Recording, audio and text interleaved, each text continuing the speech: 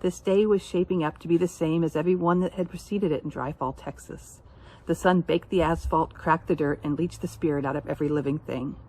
The air was so hot and dry it burned the back of his throat. Matt watched the three men readjusting the huge truck-mounted drill bit in his back pasture, driving it into the rocky soil.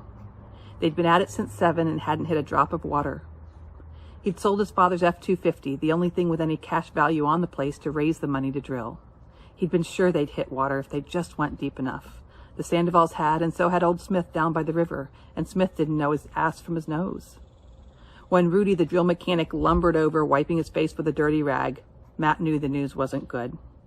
Nothing at 200. Matt frowned. Of course not. Nothing with this place was ever easy. You want us to keep on?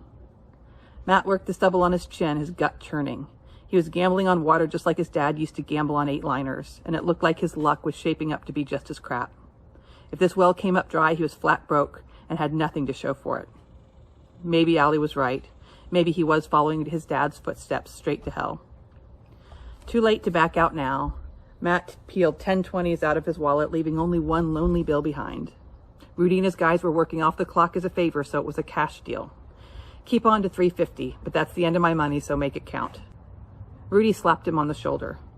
We'll find it, boss. I feel it in my bones. Matt snorted. When was anybody ever your boss? Hey, the man with the dinero is always the boss, even when he's a candy ass like you. Matt shook his head. Whatever you say, but I can't watch. I'll be in the shed. Let me know when you hit it. When, not it. As if believing it could make it happen. What was it that his mother used to say? If wishes were horses. True to form, Matt's father had died at the worst possible time, right in the middle of finals in the fall term of his senior year. Matt was just 1 semester away from his mechanical engineering degree.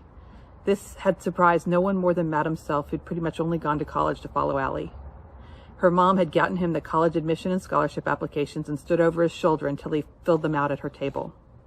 Mrs. Sandoval didn't have a high school degree herself, but the woman believed in education.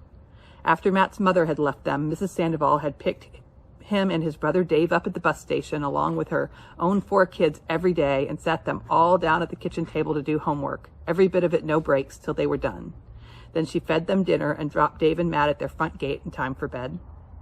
Her efforts at education had succeeded. All of her own kids went to college, and Allie was now an intern in emergency medicine in Lubbock.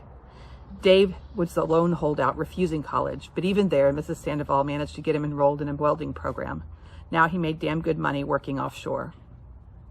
Matt, it turned out, was good at math, more than good. Numbers and engines made sense to him in ways that people never did. He kept the pumps, trunks, and generators going on his place in the Sandovals from the time he was 12. So at West Texas State, engineering was a good fit.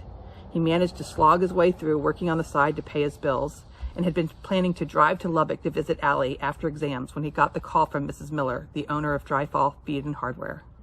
Matt, I'm really sorry to tell you, but your daddy passed, Mrs. Miller said in her low smoker's growl. Dad, dead? Matt stopped cold in the middle of the walkway, sure he'd heard wrong. The throng of students parted and pushed past him like a rock in a river. You certain? Wouldn't call if I wasn't.